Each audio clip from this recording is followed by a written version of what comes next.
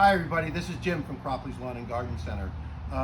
It's been a while since I've done a video, so I figured I would do one on my herb garden. This is the container I'm going to be using on my deck. If you've seen any of my other videos, I've upgraded a little bit. Those containers were probably 3 years old and they were getting pretty nasty. So we've upgraded to this 16-inch pot, and I'm going to do all my vegetables and herbs and that. So what I'm going to do is I've picked 5 of the herbs that I like the most.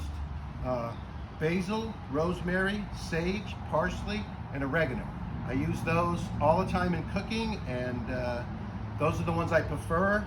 As you can see, I'm putting the basil in the center because that'll be the tallest one. The other ones will kind of creep over the sides. So what you want to do is when you get the pot, you want to kind of knock it out real easy, like that. I actually go through and kind of break the root system up a little bit. Just want to get a little hole, and you want to kind of squish it in there. You want to put the soil around it. The same thing, you can see the basil. You want to take the little roots, break them up a little bit, get it in there really nice.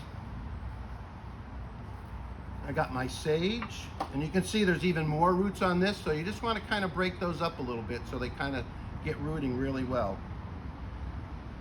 Put your hole in there, put it right in there. It's my curly parsley.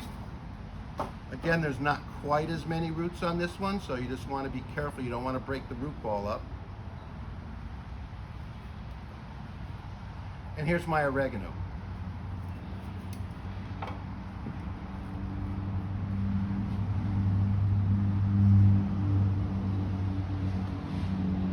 And what I try to do is I try to flatten out the soil really nice so you don't get puddles when you water it in.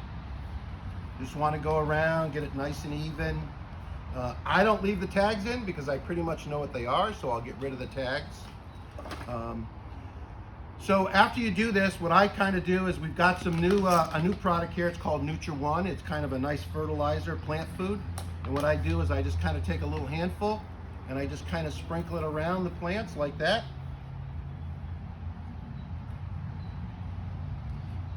I kind of work it into the top a little bit, just like that. And that'll feed this for about 3 or 4 weeks, and I'll do it again. Sometimes on some of the gardens that I do in the containers, I'll put some mulch on top. This one I'm not. We used a Wicked Good soil, potting soil that's got some bark and stuff in it, nice peat, nice organic matter. So I won't do that on this, and I want it to really absorb all the water it can. This pot has has drainage holes in it. I don't put any sauces or anything on them. I just let them drain through, so if we get a lot of heavy rain, they go through. You know, as the plants grow, I try to use it as it's growing, so I'll pick some of the basil off because obviously, you know, basil gets pretty large. You don't want it to get too big, and you don't want it to go to seed. I treat this as an annual plant, so every year I replant them. Some of these are perennials, so they will come back up, but I don't treat them as that. I dump the pot out, put new soil in, and start from scratch every year. So hopefully this has been some help to you, and I look forward to doing another one of these. I'm going to be doing some of my tomatoes and eggplant in the next couple videos, so hopefully you learned something and enjoy yourself planting these, and when you do your cooking, you'll have some really nice herbs to use. Thank you very much, and see you again.